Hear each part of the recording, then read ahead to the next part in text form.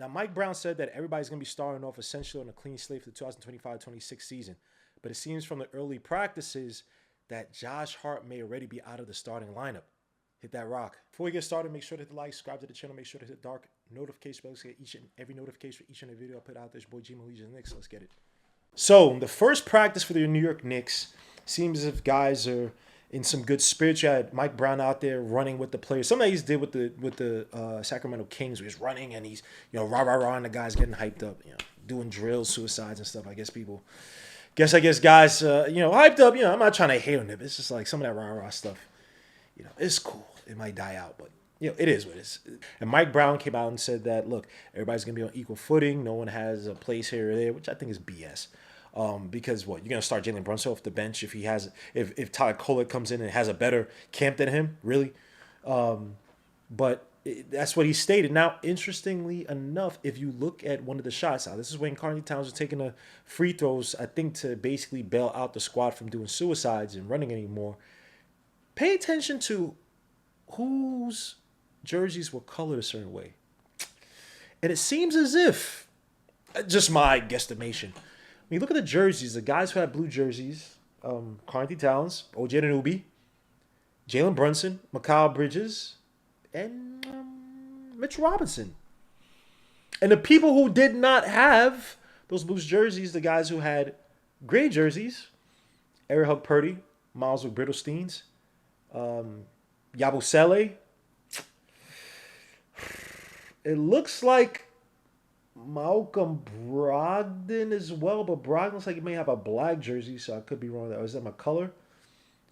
I think Malcolm Brogdon's somewhere in there. I can't really see him. It looks like that's either McCullough or Brogdon. I can't tell. That square light skin head. So just take out one of those guys, right? Just say Malcolm Brogdon's going to be in that squad because of what has been said by Shams and whatnot, that he's going to have a heavy role off the bench. And Josh Hart. Yes, Josh Hart had a silver jersey. Josh Hart was not with the so-called stars and the other guys who had the burgundy jerseys, Tyler Kolek, Shamet, why does it got like Damian Dotson, Pacome, and Diawara. So it does seem as if the Knicks may have, at least from the early onset, said who's going to be the starters. And I see Kim McCullough, so I guess I wasn't Kim McCullough. Anyway, the Knicks already set up who's going to be, at least to start out, who's going to be the starters, who's going to be the bench guys, right? And obviously lineup stagger and whatnot. But this seems to go to some of the things that Mike Brown wants. He wants that rebounding. He mentioned they talked about Cat possibly playing a 5 and playing a 4. And it seems from indications, Cat most likely, Cat said he could play anywhere. I think Mike Brown's going to utilize Cat from more of a 4 position, but to have a defender, Mitch Robinson, a rebounder, come in and do the dirty work from the center position. So Josh Hart, like I said in the other video, is going to have an interesting role. Come off the bench, being a facilitator, being a glue guy, right? And I think that it actually may work for Josh Hart coming off the bench. Right now, hopefully he doesn't Keon Ellis him and just take him out. Hopefully, Josh Hart seems to have a good attitude about himself. He has the connections with him and Brunson, Mikal Bridges, so they have a strong bond. So I don't think that he's going to get the Keon Ellis treatment, and I don't think there's any impetus to really do that to him. But I do think he has a purpose, right? If you look at the guys come off the bench, now granted, lineup stagger, so don't think that all 4 guys come off the bench, 5 guys are going to just be playing together all at once, right? But I like the fact that he's going to be playing some heavy minutes or decent minutes from what we could kind of presume is Eric Purdy, a guy who's going to screen, rescreen, triple screen, and throw screens his way, right? So he's going to get the ball handling motion, right? It takes a lot of pressure from a ball having to create space off their own dribble. If you have a guy who can, 1, set screens, 2, is willing to set screens, something that Eric Purdy did last year before he got hurt. Another thing, too, you're going to have a guy in Yabusele. He's not the greatest of defenders, but you like what Yabusele can do off the ball in terms of just his movement, right? Running the baseline, moving around the floor, right? You're hoping that that three-point shot, could sustain itself from the catch and shoot position or be better from the catch and shoot position, so you could have it play on the outside, play in and out. But Yabusele is this big runner, this guy who's going to be running the floor with Josh Hart, a guy who can run the baseline, who could play a little bit in the post, who could clean up garbage, who could attack the closeouts. You like that combination, right? And Josh Hart's going to find those guys, right? It takes even more pressure from Josh Hart to having to shoot. Another thing, too, Miles McBride, a guy that struggled. No, I wouldn't say struggle. His strong suit is not with the ball in his hands trying to create off the dribble without a screen, right? Without some space afforded to him, right? But him playing a catch and shoot, him getting back healthy from that groin injury is definitely going to help but him playing from a natural position as more of a target guard, a guy who can give you the catch and shoots, can move off the ball, can operate off of curl actions, a lot of screen actions away from the ball. You like to see it from a guy like Miles McBride. And so Josh Hart, to me, I don't think this is necessarily a demotion. I think they're going to try to find the best fit. And I do think that starting unit definitely needs the defense, because we're talking about, outside of Mikal Bridges, who struggled as a point of attack defender last season, but I think it's also because of minutes and usage. OG Anunoby was a good defender, but he breaks down. You need some defense somewhere. Brunson tries, but he's just not capable, and Cat doesn't. So you're gonna need somebody in that position, somewhere in that lineup. Excuse me. And Josh Hart right now is this defense not that great. Now come on the bench. I mean, it's not Miles McBride on his healthier day is a good defender. Right, last year he just wasn't because of groin injury. I think Eric Purdy could be a good defender. He's a little bit foul prone, but I think that he has the instincts and the attitude to be a good defender at the center position. And so I do think that there's some complementary play with Josh Hart and some of those guys coming to the bench. Again, lineup stagger, so they're not going to be playing together amongst each other. So it's all about finding the right fit. But it is interesting to see the beginning of the camp. Josh Hart was not in the starting lineup jerseys. And that says a lot, but also says a lot of Josh Hart. If you keep the attitude positive, right, and show, hey man, I'm willing to take the demotion. I'll take the motion. I'll take the so-called maybe less minutes, less usage, whatever, or it may not even be less usage, right? If he's gonna come off the bench and he's gonna have that role to kind of be the ball handler, even alongside of Brogdon, right? When Brunson goes to sit, there's gonna be a lot of importance on his game coming to the bench, right? Do not poo-poo the bench. It's nothing bad about the bench. It's interesting to see that. So that is something to watch as these camps progress, how the rotations work. I would love to get more color from the reporters and people there, if they could ask these guys, these questions and dig into their psyches, into their brains a little bit more about this. It'd be interesting to see what they could gather, but very interesting starting signs from Mike Brown and Josh Hart and the Knicks. Now, we briefly spoke about it, Cat at the 4. Now, look, to me, honestly, it really doesn't matter where Cat plays. He just has to stop playing drop back. And he's going to have to buy in offensively. He's going to have to be in the post, something that people say, oh, Tom Thibodeau. And I thought that when Cat was in the post, when Cat was attacking the basket, being physical, playing the post, playing the pinch, name me a top three set of centers in the league offensively. And I'm talking about scoring wise. That did not include Cat. When he's on his best day doing that. Right? And it's not me saying, oh, Tom Thibodeau. Of course, long live Tom Thibodeau, but I think that there, and when it's time with the Wolves, Tom Thibodeau's trying to get the best out of him as a versatile center. So it'll be interesting to see how he reacts to playing the so-called 4 or the 5. It doesn't really, honestly, it really does not matter. It's all about utility and usage, how to utilize this guy on the floor. He's going to have to take a lot from guys like Sabonis. Something that Sabonis did extremely well was that he was malleable. You put him anywhere on the floor, it was like clay. And it was not just to find his own shot, obviously not. It was also to facilitate to Malik Monks, the De'Aaron Fox, the feature of De'Aaron Fox in fourth quarters. And that's another thing we have to take from. Brunson's going to have that ball in his hands. Like I said, De'Aaron Fox went from averaging 27% usage rate before Mike Brown got there every quarter to 24% in the first quarter, 25 in the second, 27 in the third, and then 32 around those numbers in the fourth quarter in terms of usage. And so that when that fourth quarter comes for the Knicks in these close situations, there are gonna be situations where Cat is not scoring. Cat is not he's not the focal point of the offense. And granted, we had times last year where he wasn't, because I think many times either Brunson went away from him or Cat just didn't want to do it, right?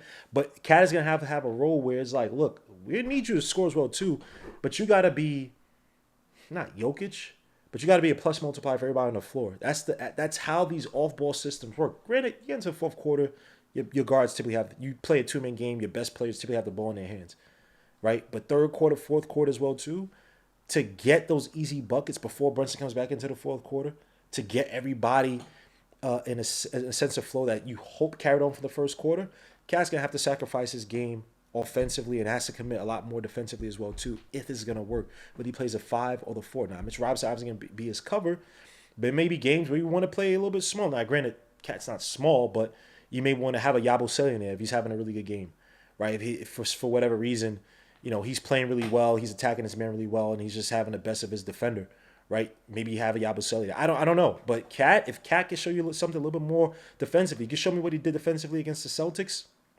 Stop playing drop back.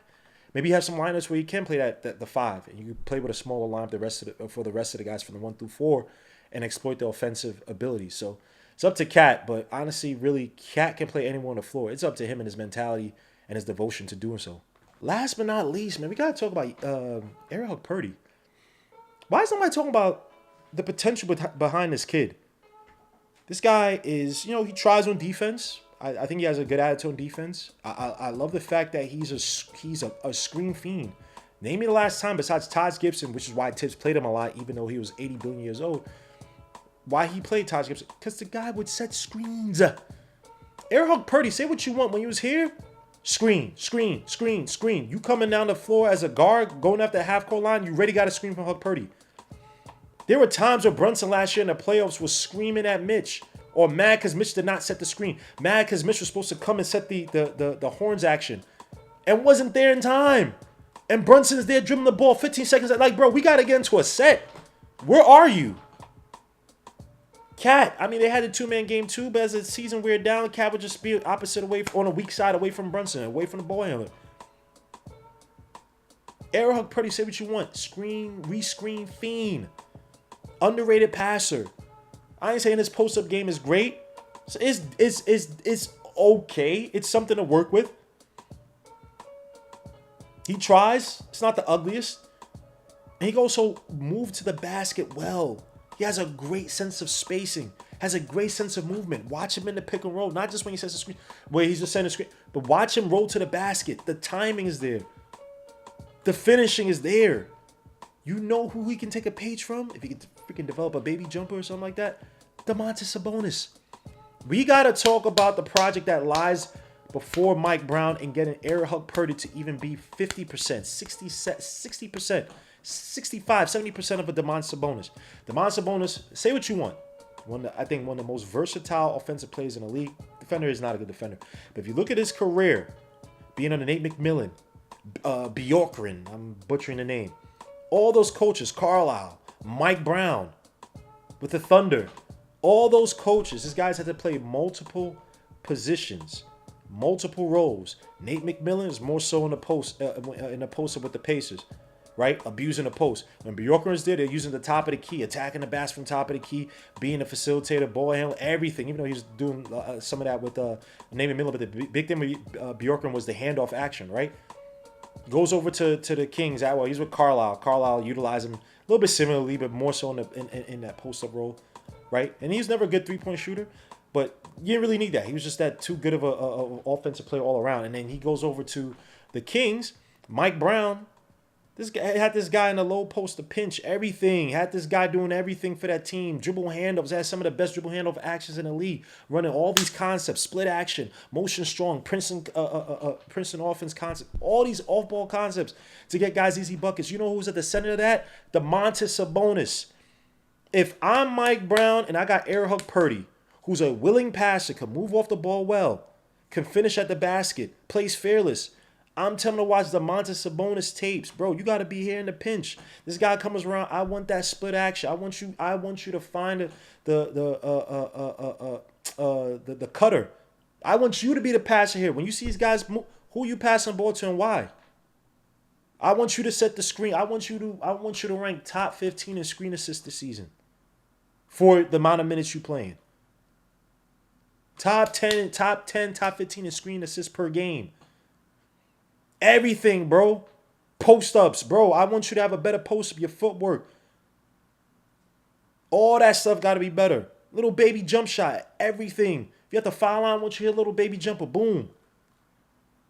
Mike Brown has to see the diamond in the rough he has with Eric Purdy. That's not to say these guys are going to be a world beater. But I see the potential in Hug Purdy, especially the passing and the ball movement, the screening, bro. You know how even young players nowadays, think about how sad the state of the NBA is where you don't even have guys, these young players don't even want to set screens for players, bro. Even though the bigs who can't even shoot threes, they're not even setting screens. People don't want to do the dirty work, but yeah, Eric Purdy plays every game like it's his last, bro. Like if he don't do something productive, bro, his whole lineage is done. This dude plays with a homeless man's beard, son. I know that dude don't be showering. So I could see the funk on him, but I like it because this dude is hungry. What the hell am I talking about? But this dude plays like a savage, and I love it. And I don't mean that how I was I'm whatever. I'm just saying, yo, he plays like a savage, bro. He plays with like, yo, his house is burning down, son. Like, bro, like, son, if I don't do this, I don't get the extinguisher to neutralize it, bro. The hunger in this kid is still at his mentals, bro. Show him film what's the Domantas Sabonis and say, yo, bro, you are going to be one of the cogs in this system that gets everybody right. You're going to be the plus multiplier, even coming off the bench. We got big plans for you next year as well, too. If you keep this up, if you carry this on. Want to get paid? You want to get LLC taking dirty money under the table so we can hide the money and don't get a second apron? Kawhi Leonard. Yeah, I just see a lot of potential Huck Purdy, and I think that Mike Brown got to exploit that. Got to exploit that. But, guys, let me know your thoughts. How do you guys feel about this? Eric Huck Purdy. Is he a down in the rough cat? Can he play the 4? What he's going to play? He's going to play the 1? And Josh Hart. How's he going to take possibly starting the season off the bench? Are these major indicators with the practices, the early practices? How do you guys feel about this? Let me know your thoughts. Leave your comments at the end of this video. It's your boy G Legion Knicks. I appreciate you. Peace, Luke. God bless. I'll catch you guys on the next one. In the crib with welfare cheese and fried bologna and all that stuff like that for dinner at nighttime, man. Don't come to me with that little punk ass shit.